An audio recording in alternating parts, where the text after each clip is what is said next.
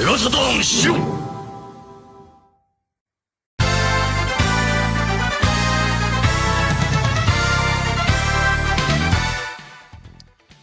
Hello, hello. Welcome to the SHIRO Show. Hey. We are ghosts.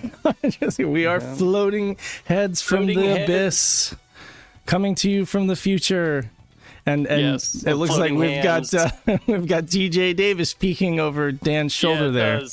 Dan's TJ's inside of Dan. She's inside of you. Yeah. Whatever that means. Isn't she inside all of our hearts? She is. Really, after her excellent work on this Sonic R soundtrack. I'm just gonna Wilson it. So, this is literally the only way that we can wear our green shirts on the show is by making it some kind of a gag. Here we go. Yeah. And Let's all as you can disappear. see, I've got Sega to Sanshiro in front of an explosion. I love this T-shirt. My buddy Savior MK is the screen name. Got this for me, and it's awesome. I'll do like great T-shirt. my little forehead's doing. I'll do something like this. Yeah, it's green. Like, it's green shirt day. Headphones. Yeah, it is green shirt day. How are you guys doing? There you go. So yeah, Pat's computer decided to blue screen. It missed the memo and it decided to blue screen right before our green shirt day, and so we just barely made it. Yeah. Maybe a sec. But we made it. You're doing great, Pat. You're doing great. Yeah. What happened was that floating head Dave. What happened was that I uninstalled a driver, and I guess Windows updates decided to want to install then. So I went to reset because apparently every time I want to do a game stream, oh yeah, it's spoilers game stream. NVIDIA does not want to do that, so I have to reset to do it, and then it blue screens on me. So I didn't know what was happening, so I had to go to the automatic repair and disable the signature driver thing, and it worked. Oh, is that right? So it was a signature driver. Oh, wonderful! Don't you just love Windows? On the safe boat, it's like disable signature driver requirement, and it worked. Of course it did, because Windows is absolute garbage. Windows always wants to update. Windows always wants to update at like the best time possible, the most convenient time. Yeah, exactly. And my favorite thing is that literally what was stopping it, I think, was the text, the prompt's like, oh, hey, we're setting up Windows for you. Do you want to install this malware in your computer that'll make your computer like run like garbage? And it's like, well, thank you. Of course. Thank you. I'm glad you had to blue screen my computer to show me that prompt. I'm glad you did that. Thank you, Windows. I really appreciate that. I didn't need to use you anyways for anything important, so no worries. So Dan, that's why I relate. That's on me because computers are garbage. I hate computers. They shouldn't exist.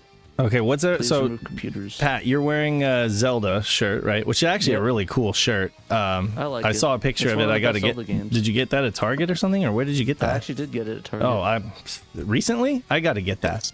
That's an awesome. It was 2 years ago. But oh man, they probably don't have it anymore. I'll look for it online. Oh, 19. And then show us your shirt. Like, hold it up like this so that we can see what you're wearing, Dan. Is that who I think it is? Yes, it is. Segata-san, our favorite pounding the Sega mascot, the controller, and I'm of course wearing the PCB shirt. You can get this on our Threadless or on our Spring shop.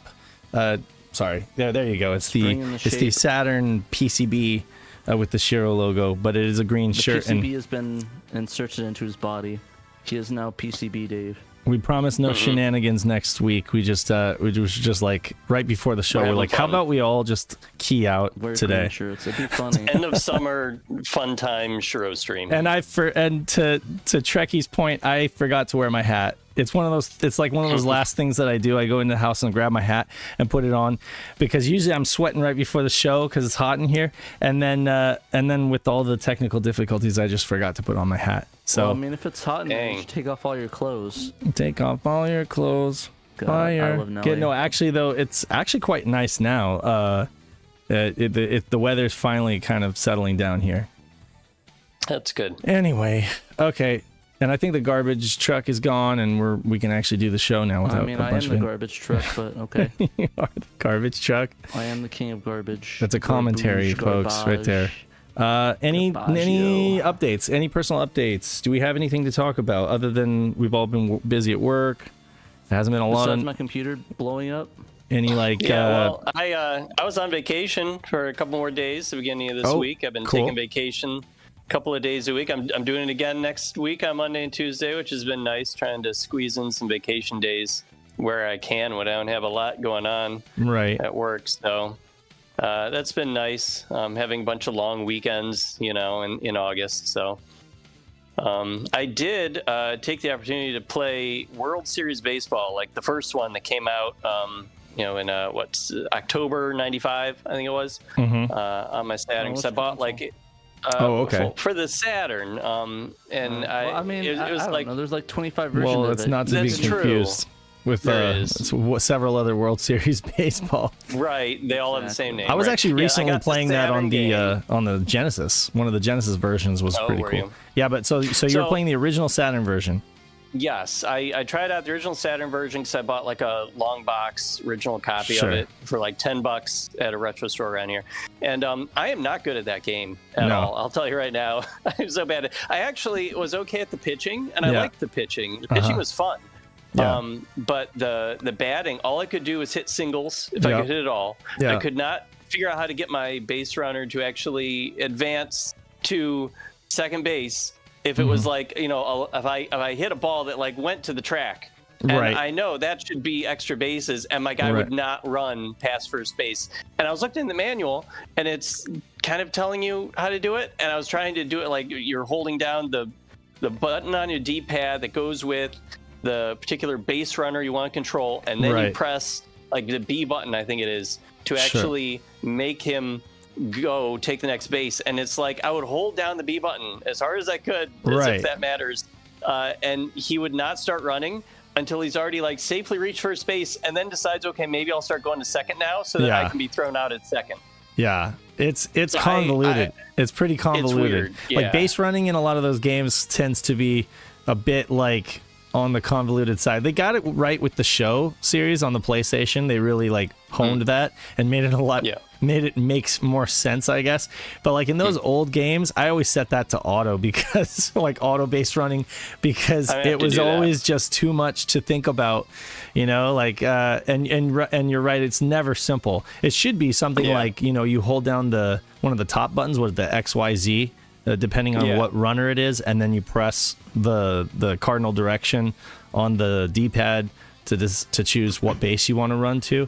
But those games, the base running's always cheap. I was playing on the Genesis the other day. I was playing the ESPN Baseball Tonight, which is it's kind of a looker. Like it's got good graphics, but it's so cheap with the other team scoring home runs constantly. Like it's just home run, home run, home run. And I'm like, seriously? Everything I pitch, they hit a home run. So but so I don't know. I like the World Series Baseball series on the Saturn, but definitely I think that 98 is probably the more playable, the 3D version. It's a bit more playable. And have you tried threatening to cancel the contract to the person that's not putting in his all into the game, and moving him to somewhere like devious, like giving him to like I don't know, Chicago, like the Chicago Cubs? I think that's a fate worse than death on itself. Well, I mean, it could be worse. It could be like the Royals or something, the Pirates. I mean, the Royals. Oh god. Send them to the Braves. Knock them down a notch. Hey, they could be sent to the Cleveland Guardians, because they're definitely sinking right now. It's awesome. Speaking of, who did you play as, anyways? I was curious what's your go-to. Oh, teams the Indians. I tried out the Cleveland Indians. Yeah. And which, I mean, they were good in '94 and '95, so they should have been good. Did they change their names yet, or are they still the Indians? They only changed their name this year. They're the Guardians. They're the Guardians. Yeah, but in '95 they were the Indians. They were Indians up until this year or last year, something like that. Very exactly. recently. Tomahawk Chop, right? Tomahawk Chop. Everybody in the no, nobody ever really did that. Not in the stands. I've seen people on TV doing it. I've seen the fans, like almost like the wave. Other sports teams that have like Native American derived mascots or names or whatever will Sure. do that.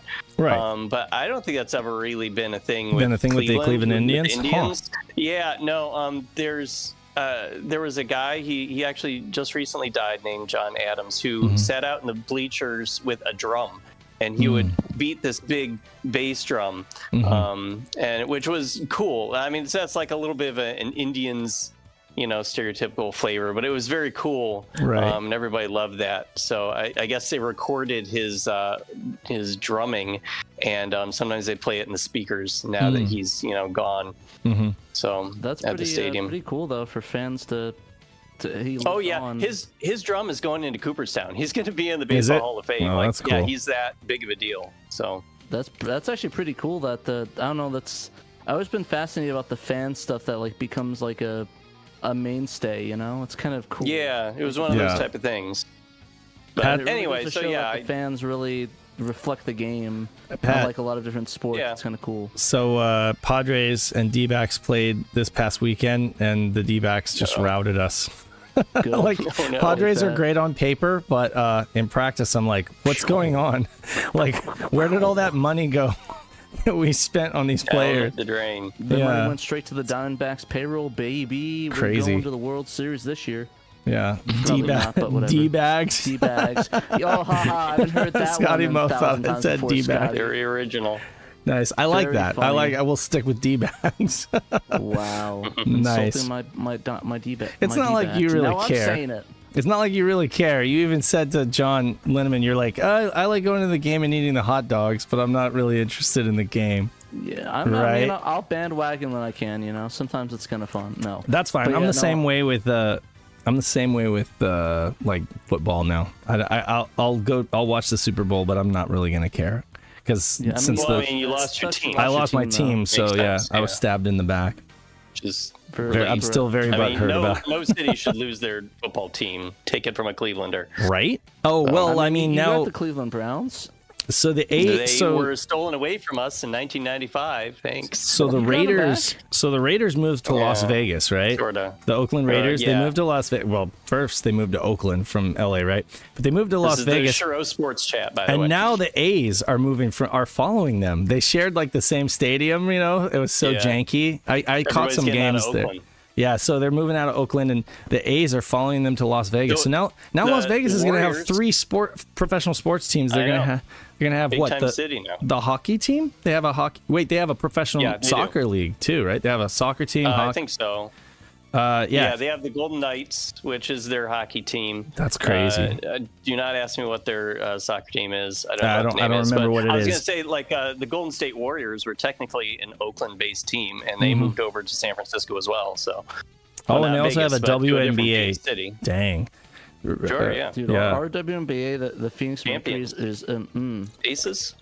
I love the Phoenix Mercuries. We got the legendary Brittany Griner. I don't know. I'm a big fan because my sister follows the Mercuries with her and her girlfriend. Love it, and I kind of like going to the games. They're fun to watch. I like Brittany Griner. Sucks about the whole Russian thing, but I mean. Well, she's back now, so yeah, she's safe. So Dan, question. Yeah. How do you feel so I know you're a huge fan, like when it comes to games and stuff like that, I know you like shmups, right? And you like cute Sakura Wars types games and stuff like that. What is your general opinion? Okay, fine. What's your favorite game on the Saturn? What I meant to say was you like cute Japanese dating sims and dialogue-heavy, games with lots of story exposition, right? Oh, and no, you are really excited about a lot of the what is it? Cutie, gosh, what were those? The Atelier Marie games? Atelier games. Right? Okay. Okay, so all of that I love Rise taking all that into consideration, what is your general opinion of sports games? Are you like, because you said you tried World Series baseball, which kind of comes out of left field, pun intended. I was gonna say. Hey, there you go. I don't have a problem with sports games. I mean, I've been a fan of actual sports all my life, as long as I can remember. So, honestly, I've not played sports video games that much. And I mean, they've been a little hit or miss for me. Like, I like Madden. I first got Madden on the GameCube, when I was a teenager, and I liked it a lot. Then I got the Madden the following year and realized, oh, this is the same game, but they made the controls a little worse for some reason and added nothing. Right. Okay, I guess I don't need to buy this game every year. Now I get it. Yeah. I think that's one of the... Yeah. What's that? Well, I think that what you just said, the whole like incremental installment, basically a roster update release, is what puts so many gamers off of sports games to begin with, because it kind of it makes it seem a bit cheap or like a throwaway genre, and you know it is one of those things where it's like every year there's going to be another release, right? So you'd see bargain bins lined with sports games, right? Right. I guess from a retro perspective, it's like sports games. I mean, they are very susceptible to being out of date. You know, I mean, everything changes every year, so it's like, why do I need this old version of the sports game? I guess I was kind of interested in World Series baseball that came out in '95 because the Indians that year, my favorite baseball team, obviously, they were really good that year. Meanwhile. Okay. But like, I have no interest in getting like Madden 96 that came out, or 97 that came out in 1996 on the Saturn. I have no interest in getting it, because the Browns did not exist that year, which is super upsetting. The Tecmo Bowl stuff. So, like, I mean, Bowl 2023s. Yeah. Well, what I was gonna say is that like I did get Quarterback Club on the 32X. Because that was like one of the last football games to come out that the Browns still existed before they went away for a few years. Right. So I played that, and that's a pretty cool game. Yeah. So I guess from a retro perspective, a sports game has more value if it has like sentimental value to you. I guess if like your particular team that you root for was good that year, the year of that sports game, you know, or maybe it's a sports game that you originally had when you were a kid, and then you sold it or you lost it or something. You let a friend borrow it and never got back. And now it's like, oh yeah, that was my very first, baseball game. I really want to get that, and then you enjoy playing it, even if all the rosters are out of date. Right. So there's a couple different reasons you might want to play a retro sports game. But yeah, it is true. A lot of them are kind of throwaway because they don't have a lot of unique features from game to game. Exactly. Like sports games can tend to seem disposable to a degree. And I think that is something that all gamers can kind of relate to.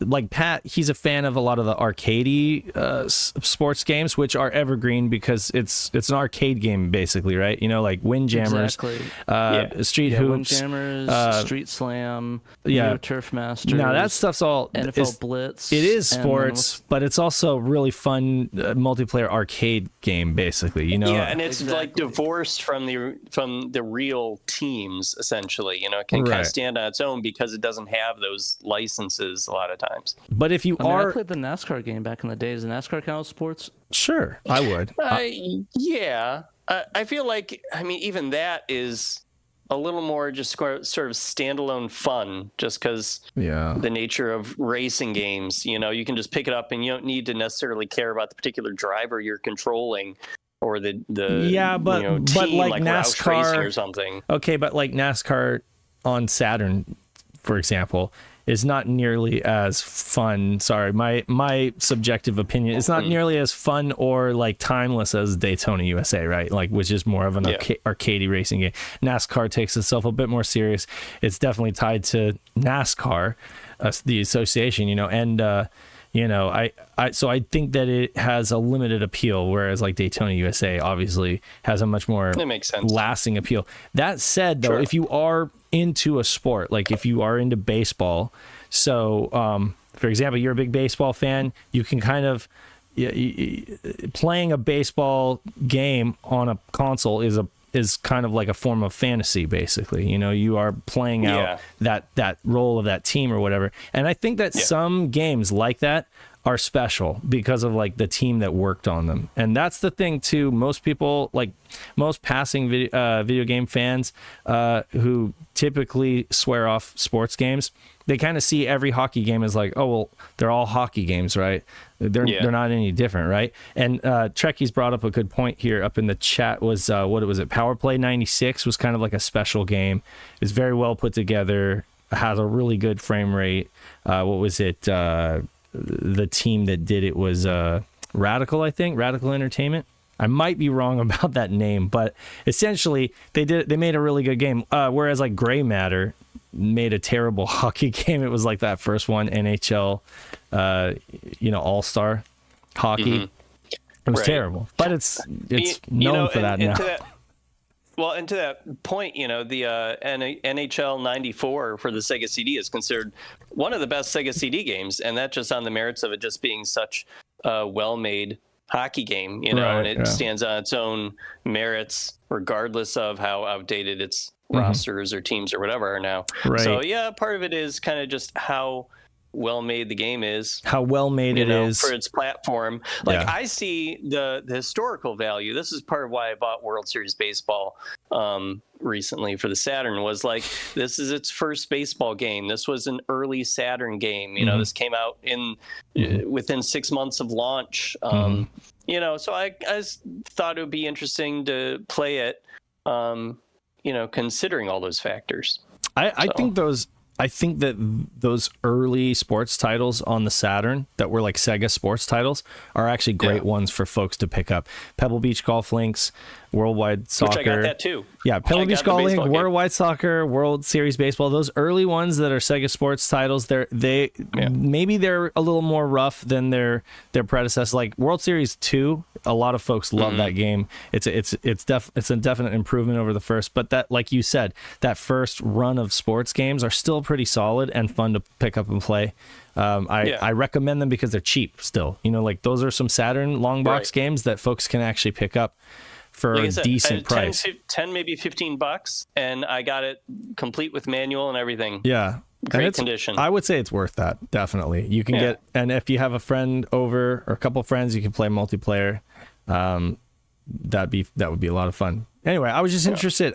You caught me off guard with that. Like I don't know that I've ever heard you talk about playing sports games, and I know a lot of folks don't like sports games. I'm incredibly eclectic. I pretty much like all of it, and I feel like the Saturn has quite a few good sports games. Although it really suffered from not having a great football game, and Madden. Like, I'm not a huge Madden fan. I know there's really big Madden fans out there, but that's not me. So anyway. Not a big Madden dude. I do like extreme sports games like Tony Hawk, Steep Slope Sliders, but again, it's back to that, is it really a sports game or an arcade game? It's like, well, remember when the 2K series came out on the Dreamcast? That hooked me because of how real it looked. And I mean, it's funny to say that now, but like the what was it? The motion capture that they used for the guys on the field, every time they would break from a play, it would be like, oh my God, I feel like I'm watching a TV broadcast or something like that. And that kind of helped immerse me in it. So I really got into the 2K series on the Dreamcast, but yeah, I never really was a big Madden fan, to be honest with you. But yeah, so my favorite sports game Pat hates, and isn't that true, Pat? You don't like big tournament golf or on the Neo Geo Turd Masters? Yeah. Actually, I've actually played a little bit of it. I actually do kind of like it. It's so good, just not right? a big fan of golf. Oh my God, the music is so good though. Like that game has it in so many different areas. I love it. This is Nelson's report. To it. I love the little. I just prefer I just prefer Windjammers and Street Slam over it, or Street Hoop, or that's fair. Whatever the 25,000 names it has. I mean, those are great names. Those are great games. Neo Geo has so many great games. It's true. It does. Neo Geo, so many good sports like games. when it comes to trash to good stuff, I would say that it's mostly good stuff, right? Pretty much, yeah. The only thing that's really not that great on there is probably some of the magical drop games are kind of mad. Yeah, there's some weaker fighters. There's a few. There's like, Neo Drift Out is okay. It's not great, but it's okay. But I mean, they have a great Bomberman, and they have a ton of great fighters and a ton of great. I don't know. I love Neo Geo. Any other Neo Geo fans in the chat? I think. SNK boy, right? SNK boy will probably agree. Maybe he might be an SNK fan, but yeah, no, I actually at Game On Expo we were actually running I was running Windjammers and KOF 98. Yeah, and I didn't know if I wanted to take it out or not. I just I never took Windjammers out or switched them because I was thinking of switching it out for like Neo Bomberman stuff, but I just never ended up doing it. And of course, I would do Twinkle Star Sprites, but it's also a like a $500 game, so I wouldn't want it at this expo or have it or buy it. So it's kind of a double-edged sword. But I think at this next expo, the Pure G we're going to, I think I really want to get Snatcher. I think that's the goal. You're gonna do that? Snatch it. You're gonna get Snatcher. How much do you think? What's your budget for that? 1,000.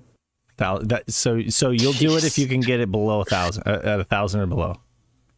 I believe so. Yes. Is that the going rate? I thought it was above that. I thought.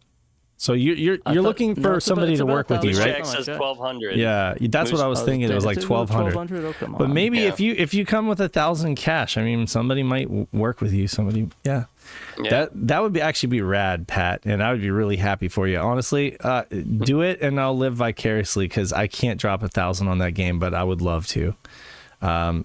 It's one of the best really games ever. Yeah. But yeah, like I said, it's a complicated situation. I really want. It's like I was thinking about. It's like the one Kojima game that's my favorite that I don't have, but it's like I keep just like it just keeps going up and going up and going up and going up. But once you get it, it'll be like that Standy, that Power Stone Standy, right? You can always get $1,000, but you can't always get a copy of Snatcher, right? The thing. At least not at unless it just keeps going up and up and up and gets further away from you. Honestly, even if somebody traded it for the Power Stone Sandy, I still wouldn't do it because buy it with SHIRO cash for science. Oh yeah, I'm sure Dave will love it. It's like, hey, why do we have a deficit of $1,000?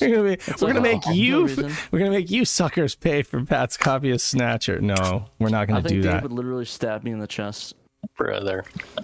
Pat would be like, I used the wrong account. Oh, oops! Here, Malenko gave you $2 towards Snatcher. $2 towards it. Okay, we got shipping. $998 left. Chipping away. But seriously, that'd be rad. I hope you get it. I really do. Hey, if anybody in the chat wants to make a deal with me, we could figure something out. Who's got the other $998? Honestly, I might bring stuff for trade bait there and see if I can trade down because.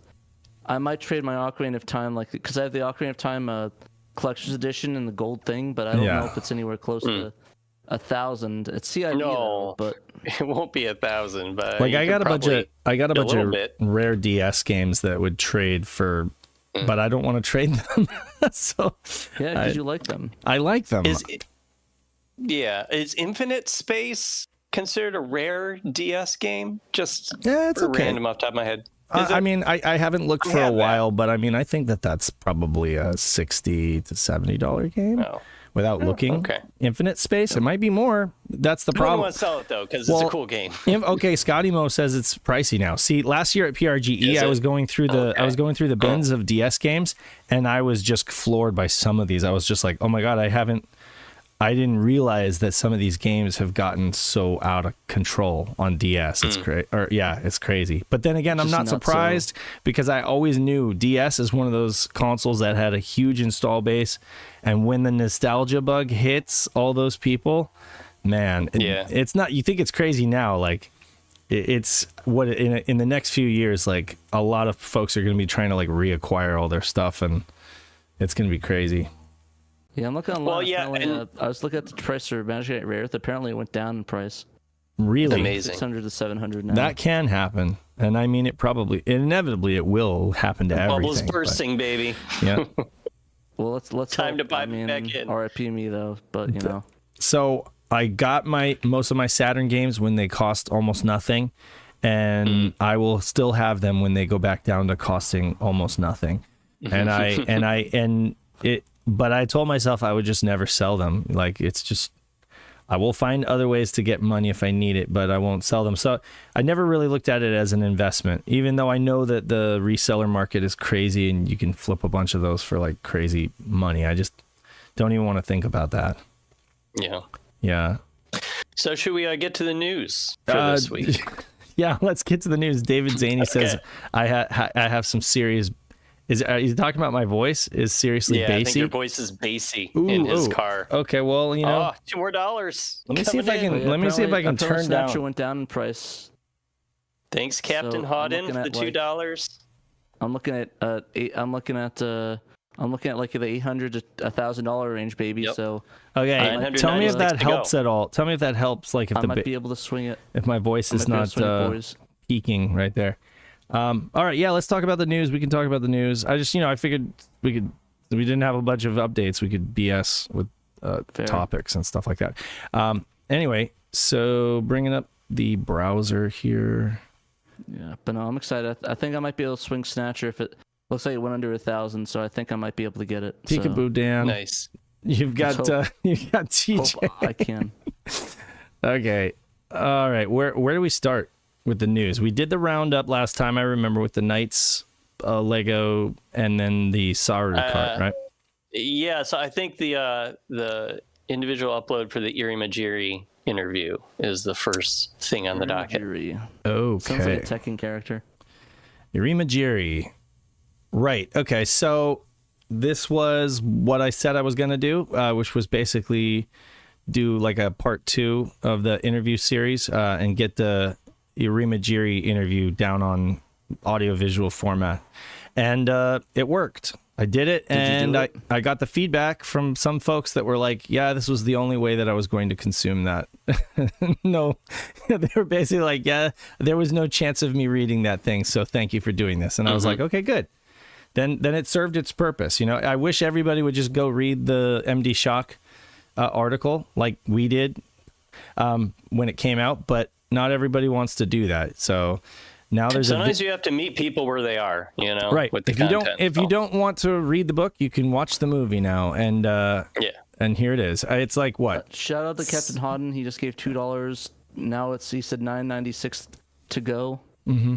Definitely recommend folks consume this one way or another. So that thanks, Captain. Appreciate it. Now, Pat, are you seriously gonna now? I don't know. You guys can do it like a special Pat fund. You can do a special GoFund Pat Snatcher. I'll just siphon $4 from the account so far and put it in my bank account. I'm just setting kidding, up a Pat. coffee or Ko-fi. Right. Buy me Snatcher. I want Snatcher. Yeah. Make it happen. No, I can't. Pat's Happiness Ko-fi. So yeah, there's a podcast version and a video version. The video version has more stuff. It has like images and reference materials and stuff like that. But I thought, either way, if you read the article, check out what Irimajiri had to say about his time working at both Sega of America and Sega Enterprises, and then Sega of America when Tom stepped down. He had to step in and take over. So he has that unique perspective of having worked on both sides. Right. It's funny to hear people. It is really funny to hear people who want so badly to cling to the old narrative say, oh, well, they're old and they have no idea what they're talking about. They don't remember, and they've said that about Hideki Sato, and they've said that about Irimajiri. They're like, oh yeah, these guys, even though their stories completely mesh and line up with the dudes from Hitachi and everything, they're like, oh, they're just old and senile and they don't remember what they're talking about. But Tom Kalinske totally remembers everything like it was yesterday. Well, no chance of him forgetting anything. And I mean, the point here is not to go hard on Tom or to place blame. I think that's what everybody thinks the point is, that we're trying to place blame, but that's not. I mean, seriously, there's enough blame to go around, Sega of Japan made tons of terrible decisions. I mean, one of them was the choice to go with the Power VR chip in the Dreamcast. They had a deal with 3D Labs, or was it? They had a really good deal, and they went with Power VR because they went with the NEC chip because Hideki Sato felt that it was too big of a chip, too big of a wafer, and that there would be a high failure rate in the Voodoo stuff. They were like, so we're gonna go with the Power VR. And then what happened with the Power VR? It was a high failure rate, and it didn't ship. Enough units. To be fair, though, Voodoo didn't do much better. Anyways, they went out of business right before the turn of the century. Sure. But my point is, Sega of Japan Sega Japan made their own fair share of bad decisions. So it's not like any one side of the company is responsible or irresponsible. I mean, they weren't looking at the numbers either. Their own chief financial officer was caught off guard by how they were counting money, basically. Right. That method of counting money was very unorthodox, yeah, let's say. exactly. I mean, it wasn't a good way to do it. No. And I think he sort of admitted as much. That, exactly. He's like, we shouldn't have been doing it this way. So no, when I brought up Tom, I'm not slamming Tom. I'm pointing out the hypocrisy of people. Right. Yeah, I'm pointing out the hypocrisy of people who say, well, these Irimajiri and Sato, they must be misremembering things.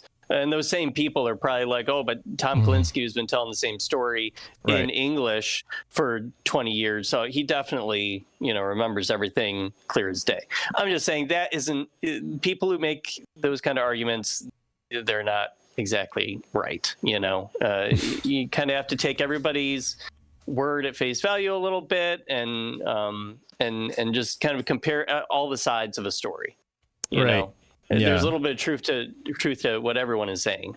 This Irimajiri interview does reveal, though, that nobody really knew was that Tom was asked to leave. We all heard that he just kind of stepped down. Yeah. It was like, well, they made it seem more like he just left for a different job. Yeah, what I had always heard was, from him was, I did everything I wanted to do with the Genesis, and they weren't letting me execute on my plan with the Saturn, so there was really no point for me to stay around. We didn't realize that he was given a 1-year ultimatum to restructure the company for profitability, and just it didn't happen. And there definitely was no profitability on that. We didn't know that. No. And I mean, so that's the thing is Tom had an ace up his sleeve or a toolkit or whatever. Like when Nakayama Nakayama had no experience in the console industry. He was an arcade veteran. Like, arcade was his deal, right? So he came to Tom and he's like, "You're good at selling stuff. I'm going to give you a blank check to do whatever you want, right? Just bring us that market share, right? And you can do it however you want, right?" And of course, Tom went into his bag of tricks, and one of the things that he said was, "Okay, you want us to be able to sell and gain parity with Nintendo, but Nintendo has all of these established retail relationships. Well, I have retail relationships with the Mattel stuff that I've done, so I can leverage those relationships and kind of sell our soul, if you will, by making these promises that we're going to buy back all of the stock, because that's the only way that the big retailers would let them do it. They were like, okay, we're taking on risk, basically. You say that you think you can sell 1-to-1 with Nintendo or go toe to toe with Nintendo. No one else has been able to do it. So we don't know how you're going to do it. But if you make us this promise that you'll buy back, you'll stock double of everything in the warehouses, and that you'll buy everything back. And of course, Tom was super confident and made that promise. That's not a promise that flopped on him. Yeah, that's not a promise that the Japanese would ever have made. It's incredibly careless. It's kind of the antithesis of the whole Japanese production thing, the just-in-time production. Right. A lot of that stuff. I mean, that stuff is something you don't want. I mean, that's been a core thing from now. Like, that's why a lot of stuff, like especially towards COVID, was hard to get, because the Japanese and most of the manufacturing went to the just-in-time production. So it's kind of hard to get stuff like that out because it just wasn't in stock, because everything was shut down behind schedule. Yeah, but doing things that way, you're never overbuying, you're never overstocking, you're not, and again, holding stuff in a warehouse, that costs money too, to keep the lights on, guard it, take inventory, all that stuff, so it's like, hold it. Yeah, to hold it. Just paying for the space. Exactly, if you don't own the warehouse. Yeah, so there's, and that's the thing too, Sega was one of those companies where they were using a lot of outside resources. They weren't set up like Sony, where their cost structure was completely different because they basically did everything in house, They were, so that's just the thing, when the Japanese execs finally found out that that's kind of like how he did it, and of course Nakayama gave him permission Nakayama said you can do it however you want, and he did it, and it worked to a degree with the Genesis. They got the market share, but it's like they say in the it's like Arima Jiri says in the interview, all of that stuff came back. It like had a unwinding effect, and it came back to bite them in the ass, and it really hurt. And so, yeah, anyway, great interview. Whether you like it or not, these are not the opinions of Shiro. I try to say that in both the interviews. They say some pretty self-damning stuff, some stuff that really reflects poorly on Sega as a company. And of course, we're not trying to put this out there and say that these are the views reflective of Shiro.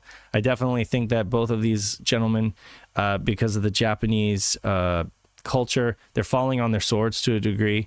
They are taking ownership of the mistakes, and doing it in a really, just a really going hard on themselves kind of way, I mean, it might be the opinion of the of that voice, AI voice. Maybe he thinks that. I don't know. We should really ask the AI what he thinks about the situation. Well, technically, it wasn't an AI. So it's a thing called Narrakeet. And it's a voice actor that was paid to do those. So if you use Siri or you use Alexa or anything like that, then it's the same thing. Those voice actors got paid to create a voice library, which is the service that I used.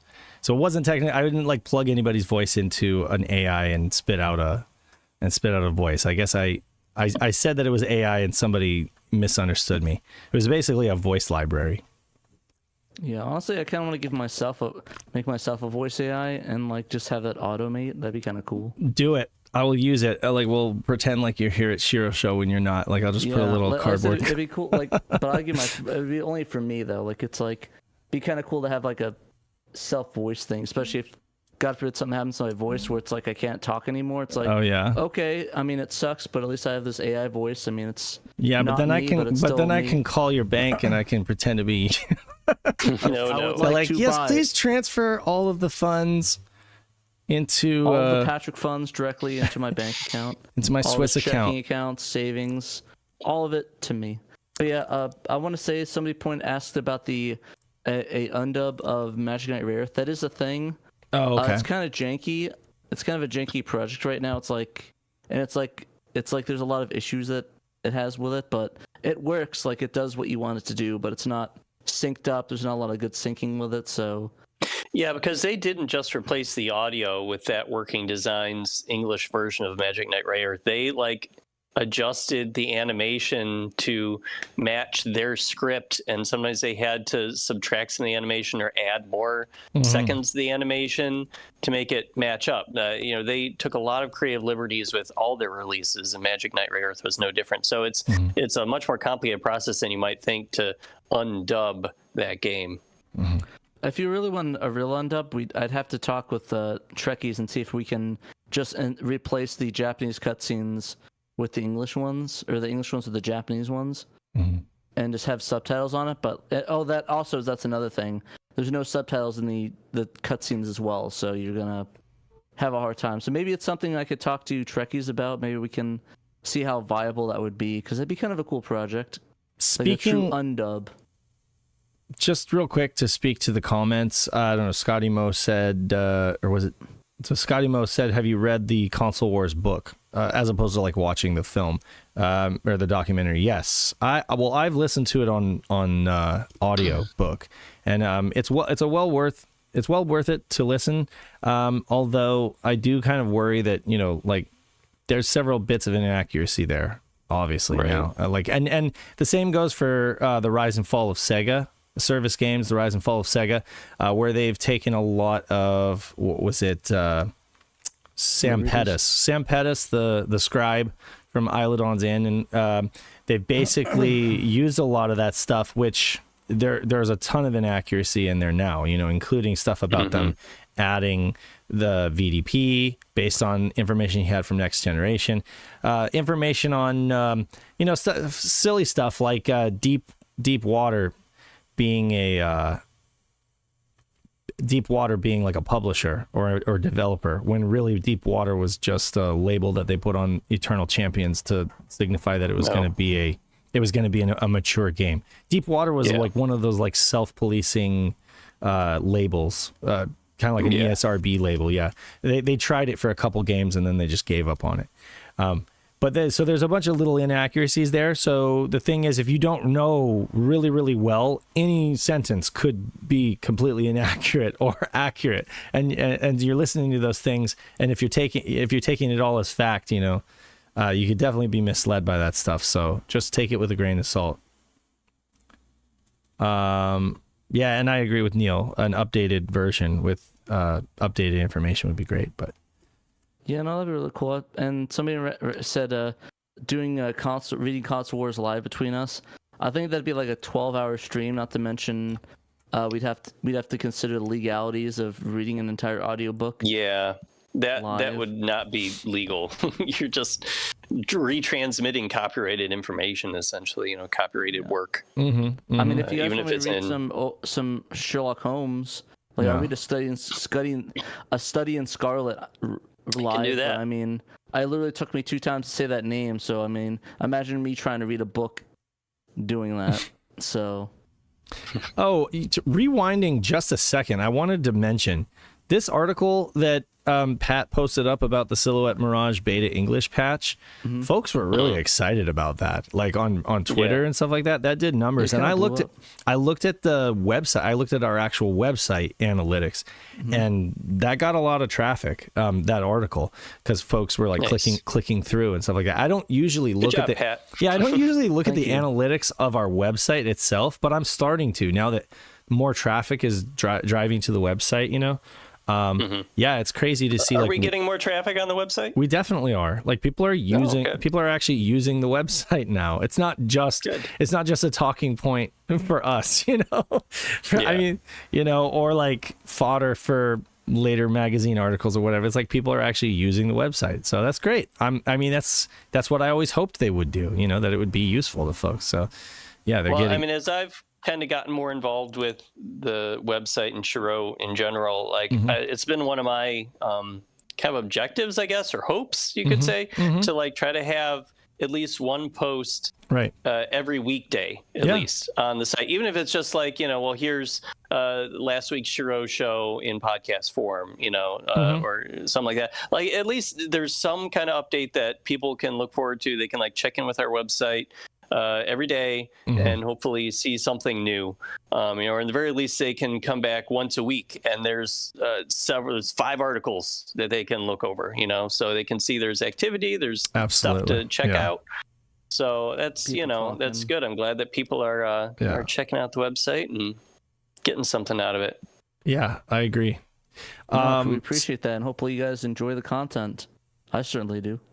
Yeah, I hope they do too. And actually, the website now, I think, functions very much as like a hub for all of our content. Because you can see over here on the side, you have quick, one-touch play access to all of our recent podcast episodes.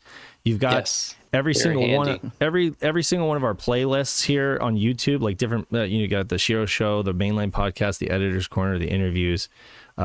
Some game streams, some commercials and stuff like that. It's like Dave, if you make a Dan a cone head. Wait, how do I do that? Oh no, it's not lined up there. Not lined up. Okay, Dan, move over like a couple inches.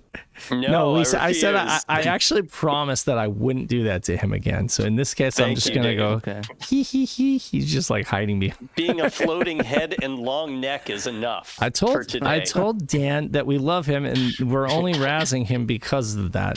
That's it's a term of endearment. Again. That's Pat's go-to move, is just make everybody disappear. Yeah, it makes me feel better in some weird way. It's like that. You have the power. Exactly. I lost that though. Dave is the power now. He can make me. Well, get better internet, and I will give the show back to you. You can run the show again. I don't care. I don't need the stress. So then I'll be the one who with a blue screen 5 minutes before the show goes live. And you can Although you were saying in the podcast episode that you posted this week, see that transition there? Yes, that you have not very good internet. So, that's right. That just goes to show you how old these episodes are. Okay, like I told, it was a couple months ago. Oh, it was a long time ago. Like when did I get new internet? It was like in April. Yeah, so we recorded this podcast in April for those who didn't know, and that's kind of what. So like the mainline cast kind of got unmanageable, like it's a long cast, there's a lot of editing involved. Peter took it on, but we decided that with the mainline cast we're just going to kind of keep it at a very steady notch where we record, and then so we've already recorded a couple of mainline casts that are in the pipe, right, and they're just going to be going out to patrons. We got one hitting patrons in like a month, and then it'll hit the public in 2 months, and that's just with the mainline cast. It's like these big topics where we're deep diving everything. We're just going to keep it more like steady, but like kind of scheduled out. Whereas everything else that we do, the news site, all the articles you're writing, the editor's corner stuff will just kind of be more consistent. But there's less production. There's less, the stakes are a little lower, I guess you could say, like, cause there's just less, it's more manageable. I hope folks are understand it's that. Less of a, it's easy to do live content and put that up and edit real quick than to do a full podcast, because there's a lot of, and like, my hat's off to the Sega guys who are like pumping out content like crazy. And I mean, honestly, and they've got kids too. Yeah. So they don't have, it's not like I have any excuse or anything. Like they're pumping it out like crazy, burning the candles at both ends and being dads and everything like that. And my hats are off, is off to them. But I just hope they can keep up that, momentum, because it is grueling to do, I've done it. Like I've hit burnout before, where I just was going. And I think we've all done that once in a while. Like I think each and every one of us in SHIRO has. Yep. Luckily, that's part of the content production. You get burnt out. And it's like, oh god. It's good that we have a team, though. It's good that we all can kind of lean on each other, and it's like when one of us are having a bad week, the others are able to kind of pick up the slack, and I think that it's great, Well, like this week, I had my little vacation. I only wrote today's news roundup. I didn't, I lucky for you, there wasn't that much news, right? There were a few little things. Yeah, there wasn't a lot of big breaking news or anything like that, too. Yeah. But I mean, you guys kept posting podcasts and stuff, and of course, Peter has his weekly Best of Saturn. So I mean, we still had stuff for people to check out on the website. So it was good. Yeah. So about this podcast. For everybody listening, it was about fighting games. It's a fun one. Late stage fighting games. The latter fighting games, and of course we did not touch on. Somebody made a point to point this out, that we didn't touch on Dead or Alive, and Dead or Alive was a great case in point. I'm surprised that wasn't an obscure game in the cast. It's possible that Peter, we did not do that, and I think it's just because it wasn't released in the West. Like I think Peter chose specifically 3 games that were released in both Japan and the West that we were able to talk about those differences, and how they did. And then of course our obscure game for the cast was the Anarchy in the Nippon, which had a similar flavor to Last Bronx, but it was the Virtual Fighter 2 guys. So it was those ex-employees from the Virtual Fighter 2 that kind of did it on their own, and then they like inserted themselves into the game as unlockable characters and stuff. But Dead or Alive is a great latter-day 3D fighter for the Saturn that everybody hands down should play. Like play it on PlayStation or on Saturn. Great game.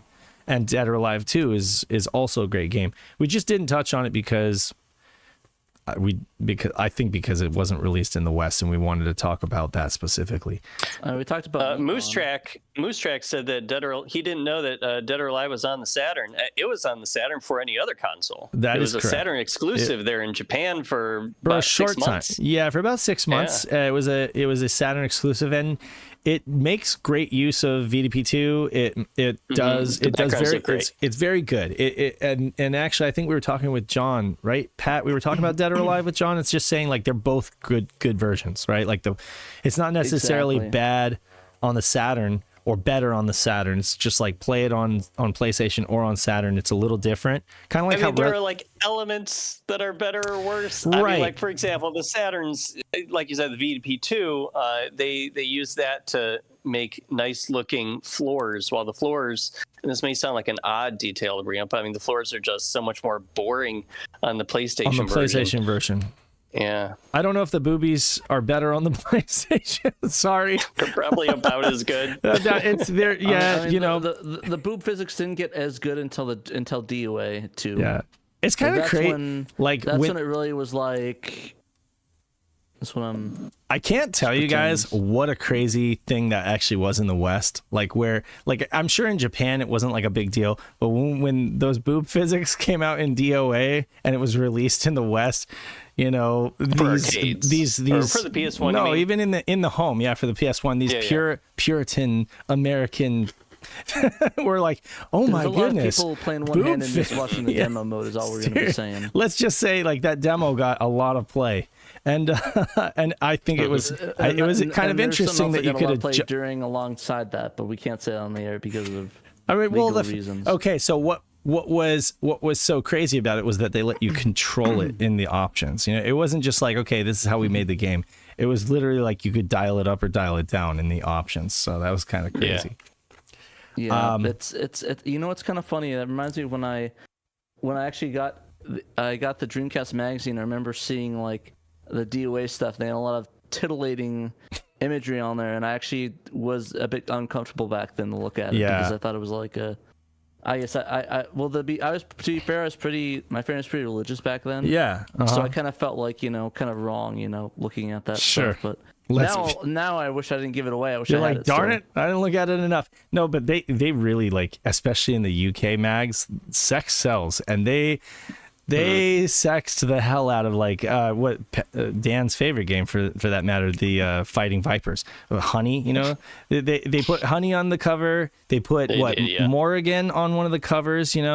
Very scantily clad Morrigan, and then of course Dead or Alive. They definitely, I'm sure they sold a ton of magazines that way, and I'm sure the games. You get page 3 for God's sakes that were still going until.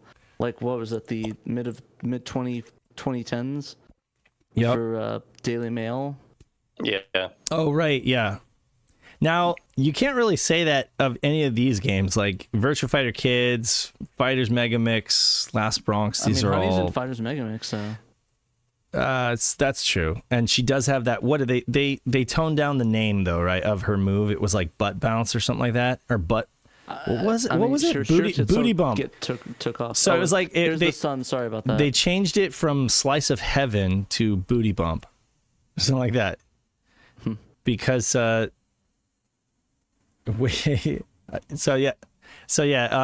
think you commented on that, Pat, right? That the Japanese name for her move was a little bit like risque, and they had to like tone it down. Well, and they took some of the unlockable, I guess not unlockable, but some of the pictures that you see during the credits when you beat Fighters Megamix with certain characters. Some of them were too risque in the Japanese version, just like with Fighting Vipers, and so they kind of swapped them with more tame ones in America. So, and in Europe too, I think. Yeah. The thing that I really... in regards to DOA, in regards to us not covering it, yeah, we could have covered DOA, but I mean, I think honestly, if I were somebody to listen to the podcast, I'd want to hear about these games that I don't think I'd ever really play or got much fanfare afterwards, because like everyone knows DOA and everyone has 1,000 opinions, but like how many people talk about Virtua Fighter Kids or Fighters Megamix or like Last Bronx or I mean hell even Anarchy and the Nippon. I mean, exactly, probably nobody. So it's like, and I mean I just listened to the podcast again, not for vanity, but just because I actually enjoy it and I like listening to your guys' takes. And one thing the two big takeaways were that like Japan, because the Saturn was so successful, they could get away with like putting out a game just as like a means of promoting something like Java Tea or Energen drinks. And you had Virtua Fighter Kids, which was kind of like a reskin. Is it a reskin? Is it just like a promotional item? It was like they could spit that out and be like, oh, this is a cute way to sell this game to younger kids. I'm really sorry to say, like, girls. I don't want to sound sexist, but that they tried to do that. It was like the 90s. It was the 90s, right? Yeah. So not trying to sound sexist, but I do feel like they thought, oh, we can market this because it's cutesy. We can market it to girls. If they're not really. That's not really sexist. I mean, it's just the thing that they literally did. I mean, just trying to be careful. They have consoles that they did that too, that are like specifically woman-centered consoles. But then in the West, we're desperate for software Saturn is flailing and drowning, and they're like, we need titles. And Pat made a great observation. Yeah, they're like, okay, RPG, no, none of that good. Okay, Virtua Fighter Kids, definitely, let's bring that over. And it's like, what's there? There's not a whole lot there when you strip away all of the advertisement and stuff like that, and all the promotional. Like, what you're left with is kind of like a pretty slim down game if you're asking $60 for it, right? Like, it should have been a budget title. 50. Is that what it was? Was it 50? It was $50. Okay, so still, I don't think it's worth that. I think it should have been a budget title, you know? Because it's a bit of a shame. Like, I think that a full release was kind of a rip-off for Virtua Fighter Kids. I mean, I like it. It's a fun game, but it's a fun game. Like, they once you play it for 5 minutes, it's like, oh, this is like a fighter. That's it. You know, you guys touched on this a little bit in the podcast, but like, it almost feels like they should have re-released Virtua Fighter 2 and called it like Special Edition or something, and included kids as a mode within it. Totally so you can say, agree. oh, well, here's Virtua Fighter. Here's what we're going to be selling Virtua Fighter 2 as. We're going to discontinue the old version of it. Here's the new version of it. And now, as a special bonus, it comes with this, kids mode with different backgrounds, and all the kids, all the characters look like they have big heads and expressive faces and all that. It would have gotten more people playing the original or the VF2, and see what you get for your money. So it would have roped a lot of new... it feels like value is being added. Yeah. Whereas like with Megamix, there's a ton of value there, right? Like bang for your buck. Like Megamix is a huge game. It's got a ton of cool stuff. We all agree. Great I think we all agreed that it's a absolute blast to play at a convention. People hopped on that Virtua Stick Pro and they really enjoyed it in the Sega Lounge or in the Saturn Lounge. So that's and Pat was not a big fan of Last Bronx, and I love Last Bronx, right?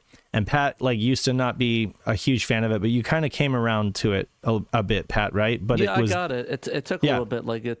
But still, it's not your cup of tea. And that was interesting too, because it was like we all had kind of different perspectives on these games and kind of listed them or ranked them a little bit differently. But we all agreed Megamix was solid. It was just we were a little. I think was the cream of the crop for those 3 games. I did really, really enjoy Anarchy in the Nippon, but it wasn't.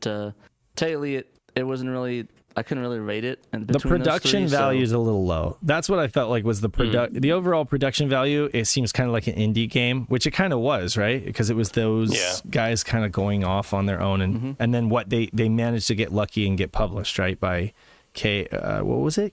KSS or I don't remember the company that actually came along and published them, but I know you guys said that Sega wouldn't do it, right? They were like, yeah, we're not going to greenlight that. Yeah, there was some other company, but like I said, I'm a big fan of gimmick fighters and fun comedy fighters. Like that's the reason I love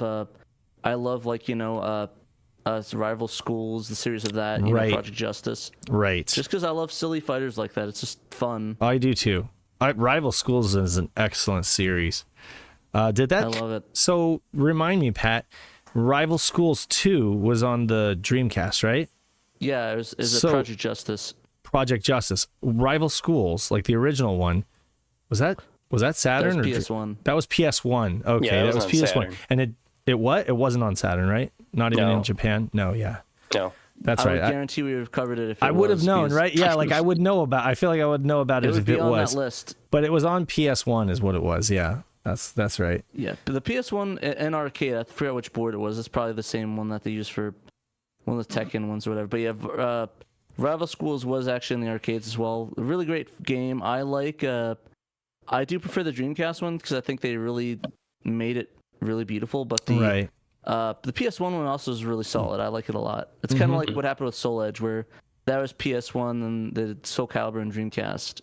Right. And it was objectively the better game, but I liked Rival Schools a lot, and I actually wouldn't say I was a big fan of Soul Edge, to be honest, though. Well, like the first Marvel vs. Capcom is actually a pretty good game, but Marvel vs. Capcom 2 is like timeless. Like that's the one that everybody really loves. It's perfect. It hit its stride. It hit its stride with that second game, But I still recommend folks play the first Marvel vs. Capcom.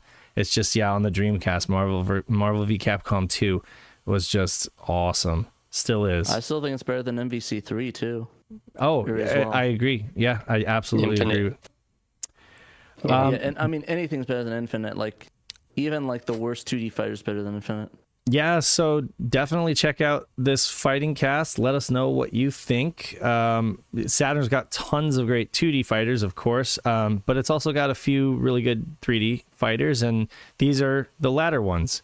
It's a shame that, never mind. We got Fighting Vipers 2 came to Dreamcast, right? That's right. Fighting Vipers 2. Yeah, that's right. But okay. not in the United States. We got Fighting Vipers 2 came out on the Dreamcast in Europe, and Japan. And was it ever? Which is very sad. Was it ever being worked on for the Saturn, and then just like ended up, or was it always going to be a Dreamcast? Not that I've heard of. Okay, you would know because it wasn't that. I guess wasn't that. It was originally a Model 3 arcade game, so a Model 3 game would. They're not going to try to put that on the Saturn. That's just way too advanced. So, well, like with Megamix, they put some moves. They put some VF3 moves in there, and that was kind of like, Pat. What were you like, Pat? You're like, yeah, but could you give us like the game? Because there was all that talk of the add-on version of VF3 on the Saturn, and it's like that's what people really wanted. This was kind of like a consolation prize. They're like, here, we'll give you some moves from VF3. In Megamix. They gave you a little bit of a taste, and then they just took it away. Yeah. Like, in all honesty, though, I don't entirely blame them because the Dreamcast is right on the corner anyway. So it's exactly. And how good would it have been on Saturn? I don't really know. I mean, I guarantee you it would be the same situation with House of the Dead or the other really bad. I wouldn't say bad. The really not great ports that this janky guns. I think I speak for most Saturn fans when I say I would have liked to see AM2 top themselves on Saturn. I would have liked to see if they could actually top VF2 on the Saturn and with something like VF3, even if it used like an enhancement cart. So my morbid curiosity would have loved to see that, but honestly, it probably wouldn't have been that good. Absolutely so it's probably better it ended up going on to the Dreamcast. We did a show last week, and you can listen to it. This is it. That's not news. It's news about news. This week we'll be discussing. Ooh, I like that. I like the fact. Did you do that, Pat? Oh, I started doing that. You can actually love it. I learned you can actually put links directly in there. So if you copy the headline, paste it in. That's great. And it goes to each article. That's great. Keep doing that. That's great. I mean, because the thing is, the thumbnail's the same oftentimes every week, and it's like, how do they know? Like, okay, what do they actually talk about this week that I'm going to be interested in? Cause I usually add the articles in there. I've been doing that since the beginning of the show, just so people know what we're talking about. Oh, have you? Cool. Okay, like sorry that I'm acting surprised about it now. I only just realized. Well, I mean, before it was just the name of the articles, and now I actually put the direct link into it. So that's rad. Click on it, goes directly to the article. Cool. It was a good show last week. We talked about some cool stuff, and Dan wrote up a lot of good stuff. So yeah, definitely check it out. What else? Nippon Soccer. Man, if this wasn't soccer RPG. I want to play. I actually really want to play this. I'm not gonna lie, this looks fun to me. I just couldn't because of the language barrier. But I've played Inazuma 11, which is a remarkably fun level 5 RPG on the DS that folks should definitely check out if you haven't. Like, I know it sounds funny, maybe it sounds like it couldn't be good, but seriously, if you haven't played Inazuma 11, check it out. Because like, I also didn't think that a bunch of high schoolers getting sucked into a television and trying to solve a murder in dungeons, it would be a good idea, but I ended up... Joe's Bizarre Adventure turned out pretty good, didn't it, Dave? I was joking. Okay, yeah. But no, but I never thought that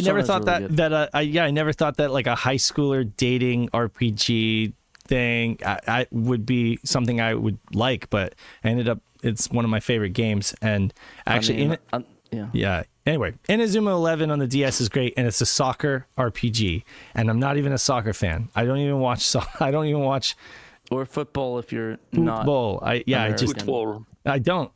I'm like my son plays soccer, and he's super into it. He's just starting his season, actually. Just had his first practice this week. And he played... They actually call it soccer in like the title.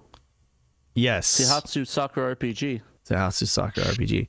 But yeah, So, no, I love the suck little at Europeans. I love the little like 3D characters. That's what it looks like to me. Like they're actually polygonal. Yeah, they're polygonal characters walking around on these like Resident Evil kind of like pre-rendered isometric backgrounds. I could see it past you, yeah. And then you've got, of course, like the little play field where the coach is like setting up the thing, and I gotta check it out. Now, it's something like this. I would love it if somebody translated it, but I just don't think there's enough interest because a lot of folks don't like sports, you know. But that would be amazing. Yeah, Scott, we need some arcade collectors here. Scott, yeah, I have a couple boards and a couple cabinets. Definitely hit me up after the show. We can talk about that. Peter doesn't even really write that much about it, and probably just because of the strong language barrier. I mean, yeah, it's really hard. I mean, he keeps it short. He keeps it short with all of his Best of Saturn posts. Sure. So. Well, sometimes if he knows a lot about the game, he usually writes a little bit more. But if games like Golf Story, World Court Tennis, and a Koei Sim had a baby, it would be this soccer RPG. Quite charming. Anyway, there you go. I did not know about this game. It's another Saturn game that I didn't know about, and now I really want to play. It's among the Saturn's best. I want to play it. As declared by Peter. As declared by Peter. SHIRO. Yeah. Exactly. Yeah, so Shame I you mean, can't understand it. maybe Greg, you know some Japanese, right, Dan? Yeah. I mean, I wouldn't not even be a able lot to of pass kanji, like right? the initial. Yeah, like I've been like slowly learning over the years a little bit of Japanese. So but a like, lot of this is katakana. Like I see, there's Right, like a I would few be able kanji to- here. Yeah, I would be able to read katakana and hiragana. I mean, in the very least, if I don't know the vocabulary of something spelled in hiragana, I would be able to type it into my phone, into a translator app and try to at least get the gist of what's happening. I mean, kanji-wise, yeah, I know a few dozen kanji. Right. It's just so hard to memorize those things, and I haven't made a concerted effort, and I really should, because I think it would make things a lot easier. I mean, I do consume a lot of Japanese media between playing games and reading tweets and playing and watching anime where maybe the Japanese is on screen, and a lot of times with dubbed anime has been dubbed into English, they don't translate the on-screen Japanese, which is just infuriating to me. Right. Yeah. It's like, I clearly don't know Japanese. That's why I'm watching an English dub. Why are you leaving this Japanese text untranslated? Exactly. I won't go on subtitles that add the things underneath there. No, they don't. They do not. Now, if you watch the English subbed version, then there is a greater chance that they will translate the on-screen Japanese text. It makes no sense. It's like they're like, okay, so we're not subtitling this, so we just won't do subtitles. Oh my god! For the on-screen sub, it's ridiculous, and so, especially when it's like a scene where the character is focusing on something written in Japanese, and it's clearly they don't say anything about it, but it's affecting the character, and you're just left to guess. Or pause it and hold your phone up and use the Google Translate, app to try to figure it out, which may or may not even work very well. Yeah. So learning a little kanji can be really helpful for situations like that. Yeah, I've been watching this one anime called Boki the Rock, and they actually have it's Bochi the Rock, which is an excellent Bochi the show. Rock. Yeah. Yeah, I've been watching that one. And they actually have the English on there, like the text message and stuff. So really? Yeah, the company that did the translating for that show did a good job. And that's one of the reasons why. It's so good. Wish that the character didn't remind me of one of my friends I have that's like very introverted. Well, that's the thing about Bochi the Rock that really affects people and makes people love it, is that they see themselves in Bochi so much. She just said she goes through all these internal struggles, and they're like, "Oh my God, I feel the same way." But it's like the anime will show how she's feeling, and it'll just look like she's coming apart at the seams. Right. And that's how a lot of people feel in different social situations. So exactly. Good show. I feel that I just think that it's really bad to the point where Bochi really needs to go to talk to a therapist about it. It's like, oh my God. Yeah, probably. Please, just like it's like there's something help. deeper in there. It's not like you don't have to overcome it. Please go Parents, take her to a therapist, please. Get some sorted. And I mean, they take it to kind of an extreme in that show. And sorry, this has nothing to do with the Saturn, but for a minute here, the cool thing about Bocchi the Rock is that it makes a point of not judging Bocchi for being introverted. Like it does exaggerate how she feels, and maybe she does need to work through some things, but she doesn't have to stop being an introvert to be a good person or to feel more fulfilled, right? Which is like a good important message. A lot of people are introverted. Definitely. And there's nothing wrong with them for being introverted. They might have things that they might want to work on, but like she thinks that if she becomes more extroverted, she will be happier because then she can get out into the world and make friends and stuff. And it's like she makes friends with her bandmates who accept her for who she is. And, she kind of realizes she doesn't have to change to have friends. Yeah, and feel fulfilled. I think that's what's cool about that. I just like, it's coming from me where I used to be like introvert like that, where I didn't really have a lot of friends and didn't hang out a lot, and I was kind of miserable. And when I did it, I felt better being more extroverted. Right. So it's just me, but like, I don't know, it's like to the point where it's hindering her life. So it's like I would like at that point, if it's hindering your life, I think that you really need to talk to a therapist about that. Just keep watching.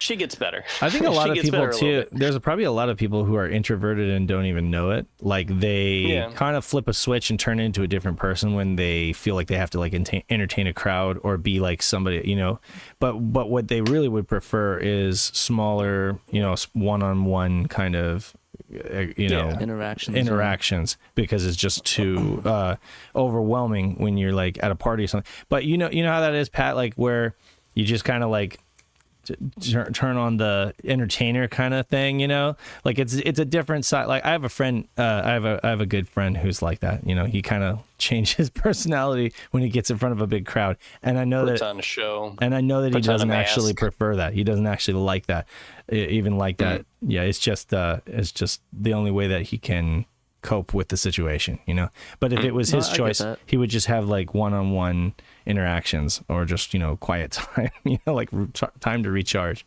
And that happens. A lot of people don't realize the introverted sides of themselves. What's with this Freddie Prinze Jr. chat? This is like the third time. I don't know. Freddie Prinze, we're saying all in chat. Yeah, we're not talking. What is going on with Freddie Prinze Jr.? Anyway, to wrap up the whole soccer thing, I just want to say that I while I'm not oh, thank you, Pudgy Bunny, for the $2, the $1.99. It rounds up though, right? What is that, that's like 197 something.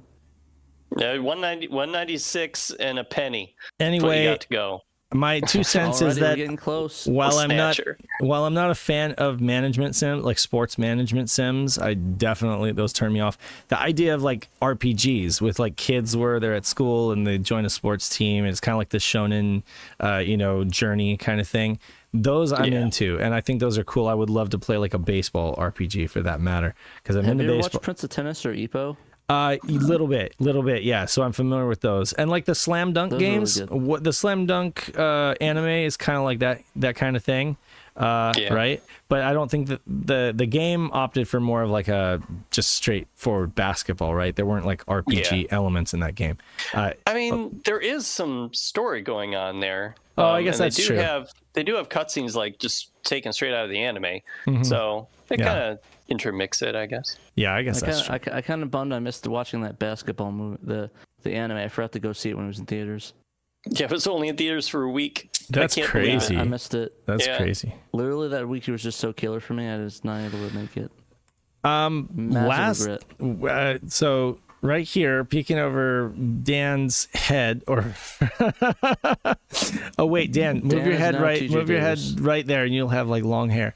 Anyway, so yeah, TJ Davis, she this is the roundup. Never mind, this is like the entire roundup. So I guess you're gonna this is the roundup. Go ahead and take it away. Yeah, you go ahead and take it. Take it away. Take it away. Take it away. So we've got new stock coming in for these Saturn switchers, which are used for the Fenrir. If you have a Fenrir ODE in your Saturn, you don't have to take out your CD-ROM drive. you can just use the Saturn switcher and kind of reposition the Fenrir to a different spot inside your Saturn shell. And so these particular Saturn switchers are for the 21-pin variant of the Saturn. There are 20 pins and 21 pins. These also work for the Fenrir Duo, which can use 20 or 21 pin, in case you have one of those. So the creator of the Saturn switcher, Will's Console Modifications, he's going to put a new batch of the 21-pin Saturn switchers up on sale this Monday, which will be, August 28th, I suppose. It's going to be noon Eastern time, which is 5 p.m. In Britain, or 9 a.m. Pacific. And I guess he's going to have 50. He replied to me on X, formerly known as Twitter. Right. Told me that they're going to have 50, which is 5 more than he had for the 20 pins that he sold last month. And you know what? Those 20 pins, they sold more than half of the stock within, was it a couple hours? Or the first hour. The first hour, he sold 27. I have some good feedback. I have some good feedback for you, Dan. Our good friend, our good friend Roberto from Portugal, who was on our Portucast, he actually messaged me, and he had picked up a Saturn switcher, and he said thanks to Dan's article. He said I wouldn't have known about it if it wasn't for SHIRO, and he's like, and I jumped on it right away, and so there you go. You helped folks get one. Awesome. Yeah. So there you go. I hope. Well, hey, hopefully this will help everybody get a 21 pin. I know Night of Dragon, so he needs a 21 pin. So hopefully he'll be able to pick one up this Monday. Like I said, they're going to have 50 available. They'll be sold through Will's store, and they're going to be 45 pounds. So there you go. That sounds pretty heavy. Yeah, it's pretty heavy. 45 British pounds. Monetary units, British pounds, whatever you want to call. Yeah.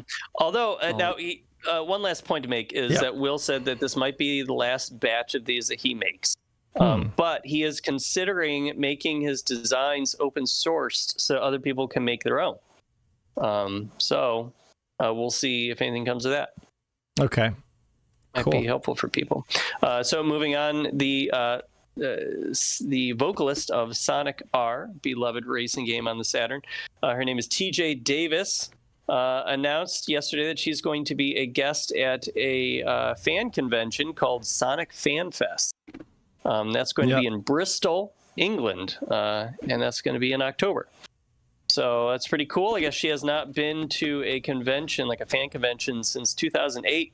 Right. So it's been quite a few years. Oh, wow. So people are pretty excited. She, of course, is English, so she lives out there. So she, of course, would be going to a UK convention.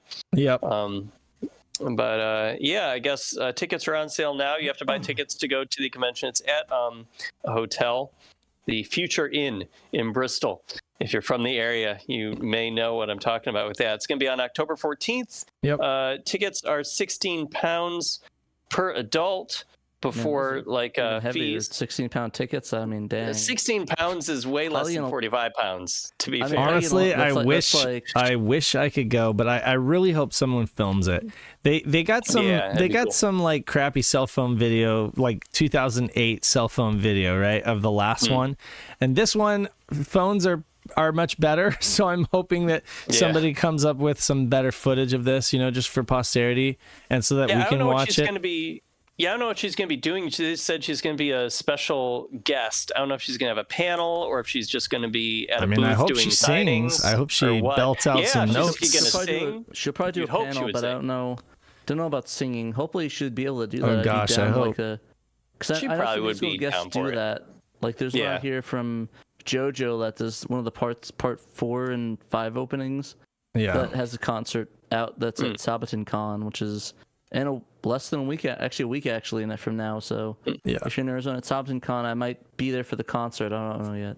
Nice. Yeah. But it's she seemed pretty cool when she did the SHIRO podcast a few years ago, which I might add, you recently re-uploaded just the interview with TJ Davis portion of that podcast to our website last month, so you can go to our site to check that out. Right. But yeah, she seemed really cool. So I wouldn't be surprised if she sang a little bit if fans wanted her to, and if she's not scheduled to at this convention. She actually hinted at a future project with Richard Jakes, and when folks kind of asked her to kind of confirm, she was like, yes, it's true, but it's a future thing. Nice. So it's we don't know what it is, and we don't know when it's going to happen, but at least we can, I'm totally into that. Like, her and Richard Jakes getting back together to make some new tracks would be amazing. Make some magic. Absolutely. Exactly. Like, I mean, and that's the thing is, like, I've been listening to more of Richard Jake's stuff lately, especially like the Sonic 3D Blast soundtrack. That dude is just so freaking talented, like, musically. His work on Shinobi X, his work on all the Sonic stuff, just MSR. that guy, that's MSR. Just, I don't think he makes bad music. I just don't think he makes a single bad track. Like, he's so talented. And then of course TJ Davis, the two of them are a dynamic duo. So I'm really hoping. Absolutely. And then of course, next up, Saturn BT. Yes, last story of the day is the Saturn BT, which is of course an adapter that allows you to use Bluetooth modern controllers on your original Sega Saturn hardware. That's right. It's going to finally go on sale tomorrow. It's going to be on sale at noon at Stone Age Gamer, which is a store here in Ohio, not too far away from me, actually. I've never been there before. I kind of want to check them out. But they'll be able to, I guess they actually just put up a video recently on Twitter or something showing off their store. So you can kind of check it out if you want. But so if you live in North America, Stone Age Gamer is where you want to go for one of these Saturn BTs, because they ship to North America. Now, Humble Bazooka, who made the Saturn BTs shell and manual and packaging, and he's putting all this out there. He previously said that if you are in Europe, you'll be able to buy the Saturn BT from 8-Bit Mods, who are based in the UK. But I guess they don't have them yet. I'm sure he's working on it. Now, Humble Bazooka was in the SHIRO Discord server. Early, he still is. Yes, he still is. But he said in our server earlier this week that he has been working all month to replace by hand a component that he found was like faulty in some of this first batch of Saturn BTs. He didn't really specify what component it was, but he said something about how the factory that made these Saturn BTs for him, they sourced a component that was not up to his standards. It's like a kind of an alternate, worse version of this component. So he sourced the legitimate, as he put it, version of this component, and he has been swapping them by hand in all of these. Really? So he's gotten through it's crazy. Very dedicated of him. So he has gotten through about half of this initial batch of them, and he has shipped that half a batch to Stone Age Gamer so that they have something to sell tomorrow. Yeah. It's going to be $40 US. So I'm guessing, he didn't say this, but I'm guessing that he's probably going to send the other half of the batch, once he's finished with them, overseas to 8-Bit Mods. And then they're going to sell it for £80 or €80.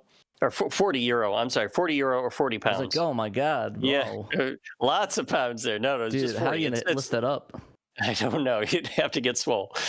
But yeah, it's 40 across the board, whatever your currency is, for one of these things. And SaturnDave, of course, has checked this out with a hands-on, and he really liked it. As well.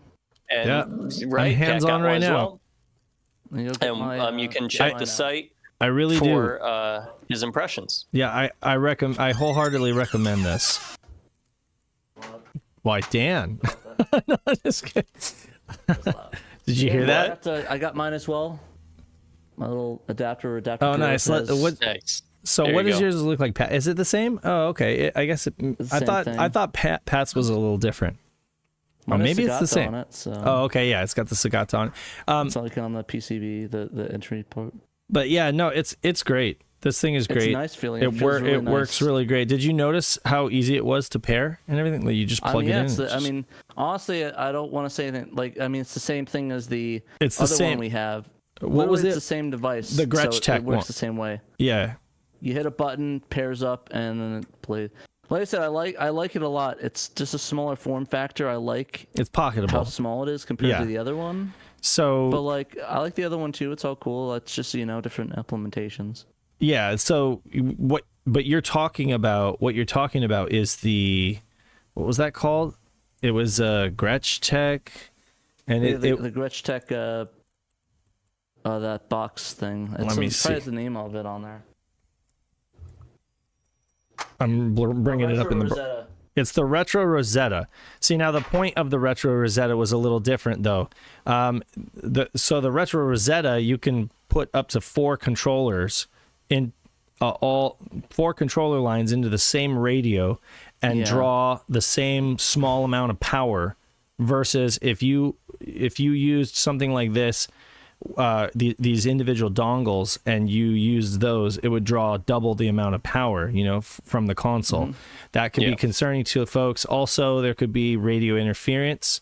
So I mean, the point of one of those octopus deals, it's basically a single radio with multiple controller ports, and that's streamlined Saturn experience. Yeah. And that's going to be what you want if you're doing multiplayer stuff, or if you're, definitely. I think Humble Bazooka has a multiplayer option though coming for the Dreamcast.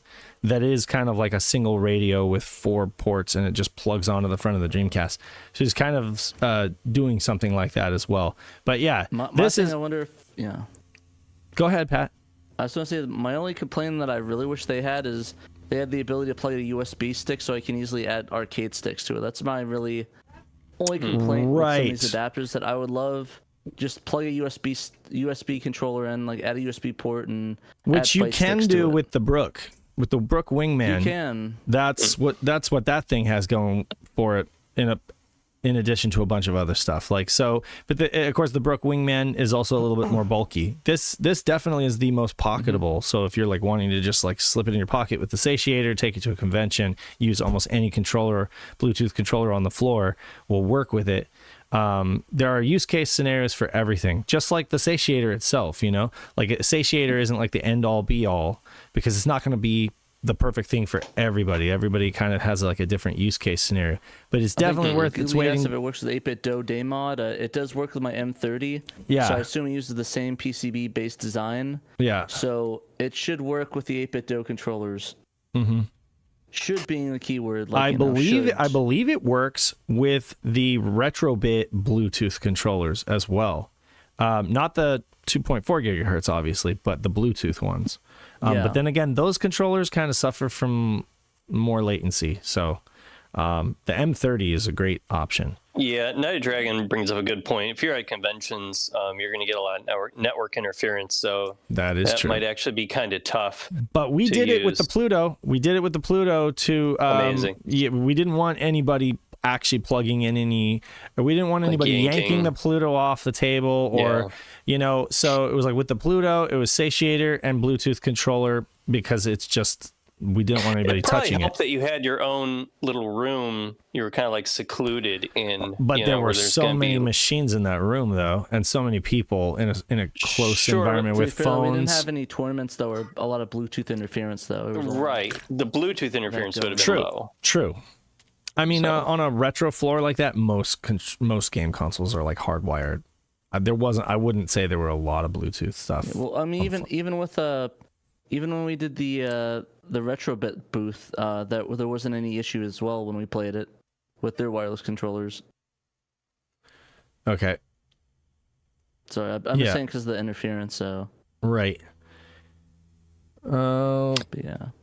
All right. Well, any other comments? I'm just looking at the comments tomorrow to make sure we didn't leave anybody out. But anyway, so look forward to that tomorrow.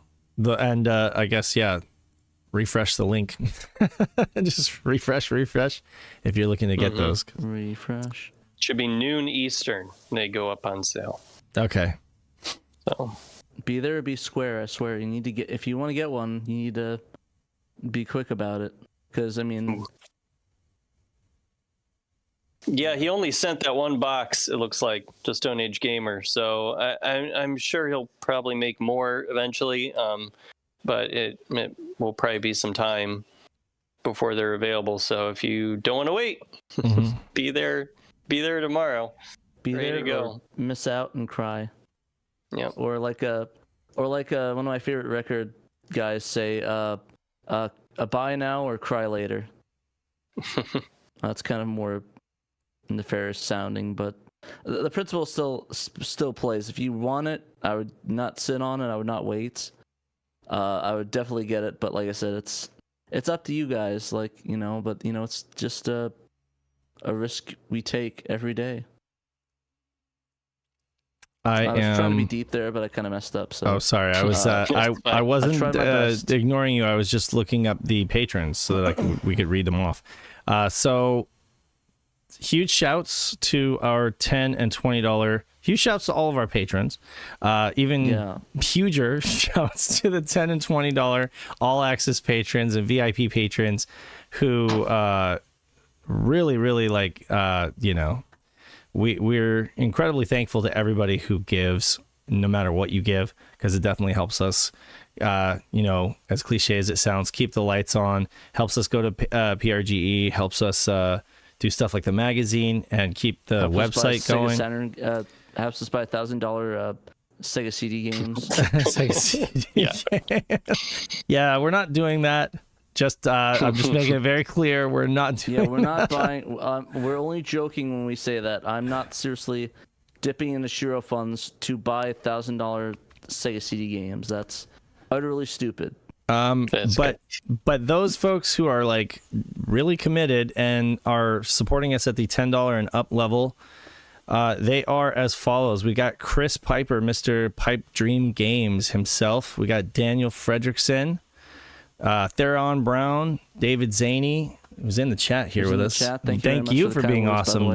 He said, thanks for being awesome. Thank you for being awesome and supporting us like that. Sega Steve, he has more Sega stuff than anybody. I think he could go down in the books as having the most awesome, he's got the prologue. Sega stuff he's got all time. Nobody's got as much cool Sega stuff as Sega Steve, as the name suggests. But we've got in for Gex, right? Yeah, obviously I would dip in for Gex. We've got always buy my hardcore. The worthy expense. Chris 1997 XX, is that like straight edge, or is it just double X? Straight edge. Chris 1997 double X. Stone Man. He's one away from triple X. I know, right? It's just on the line there. Stone Man, Justin, Nate Lawrence. Our own A Murder of Crows, K, Gem Clasher Rank, Cerulean, Normal Guy, Robert Ramsey, Nutrageous. You saw Nutrageous, right? At the recent cat? Mr. Richard. Very nice dude. Excellent. Blue Moon, of course. We love you, Blue. Tanuki Trev, Johannes Fetz, Mr. Joe Engine himself. We got Rowan Dinkt, voice of the most recent Stellar Assault English dub. Check it out. That's right. He did. Assault, yeah. Fat Drunk Friend Otaku, Derek Pascarella, Mr. A Team, Shadow Mask, Mamdu Madwar. I never get that right. Memphis. I just call him Memphis. Yeah. He just wants to be called Memphis on the podcast. Oh, he did. Okay. All right. Cool. Emerald Nova and Young Money Swee. Thank you, every one of those folks for just supporting us every month with making it happen. Yep. And to everybody else too, thank you for your contribution. Your name is in the credits. And what else, Pat? What else can they get if they support us? Well, they would have gotten a poll last week if I wasn't stupid and forgot to put it up. But I'm going to put up a poll and ask. Oh, that was the Saru poll, right? Saru I'm actually going to put that up before I go. I'm going to do that, and I'm going to post it up and let everyone give her the question: do you want us to buy a Saru and test it? Is it worth our time? Yeah. If you say no, we're not going to be sad. I just want to know, because if we did want to put your money, it's going to be one. But I figured we'd ask you. But again, it's not just do you want us to buy a Saru? Do you want us to buy an unofficial AliExpress Saru? Right. Is what So we're these asking, early because we will. I bootleg guarantee Sarus. you, we're buying a Saru when the license when the official one comes out. I think we have to, right? But I mean, do you guys want us to take a gamble on roll the dice on a AliExpress Saru that might be very Which much is also probably more expensive than what the final one will cost right? too. So it's very experimental. We have no idea whether it's going to see support and firmware updates. Well, we've got early returns from one backer. Rowan has said in chat no. No, thank you. Yeah, I didn't. Yeah, so, but that's what I would do personally. Like I just would not like, but we don't know. So that's what we wanted to know. What do you think? For you guys, do you want us to do a review and talk about it? We can, because I mean, our goal is to cover all the ODEs and talk about them in all capacities. And I think we're almost there. We pretty much we talked about the Rhea, the Phoebe. We talked about the Satiator. We talked about the Fenrir. Right. We've talked about the mode. Did I forget any? Double Dime is like, no online support. Boo. Agreed. Waste of money on special edition. Yeah. Mr. Bones. Yeah. Waste money on a special edition of Mr. Bones. Yeah. Like I said, I feel that we should cover it. Just like if it was up to me and we did, I think we should, just because we want to cover all the options, and we're not covering all the options if we don't even get the really janky one. Right. I mean, I guess technically speaking, we never. Well, I don't think they've ever released a bootleg Saturn ODE, so I don't really know. Okay, here's the kicker, though. Here's the kicker. Maybe we should up the ante. We should say, okay, who votes that we should buy one of these things, test it, and then have a raffle, like draw names from a hat. Who gets it? Which one of our patrons gets it afterwards? I don't think we can do that on Patreon. Bob had to stop doing that. What? I don't think we're allowed to raffle stuff off. It's like a gambling thing. No. Internally, like we would just do it in our own Discord. Say, yeah. We just put every patron's name into a random Google name generator, and whoever it spits out, we send them when we're done testing it. I would say, that would make it seem more fair, But yeah, I don't know. Anyway, so yeah, put that poll up and see what everybody says. Yeah, no, it's definitely a tricky situation. I need to. Do we still have the link on there? I think we linked that thing, didn't we? Oh yeah, on a previous article, Dan wrote up about it. Yeah, so. Oh yeah, there it is. It's the 14th week one with the Knights thing. I see it. Okay. Anyway. Well, guys, the fried eggplant is being served as I gotta go pick up a pizza that's about that time ready like 5 minutes ago, so I gotta go pick it up. Anyway, yeah, this has been SaturnDave, TraynoCo, Danthrax, all reminding you that you must play your Sega Saturn. Sega to Sanshiro tells you must play your Sega Saturn. And this is probably the first and last time we're doing Green Shirt Day. It just seemed like a fun thing to do. We'll see you next week, and we'll be visible. Until next time, peace out.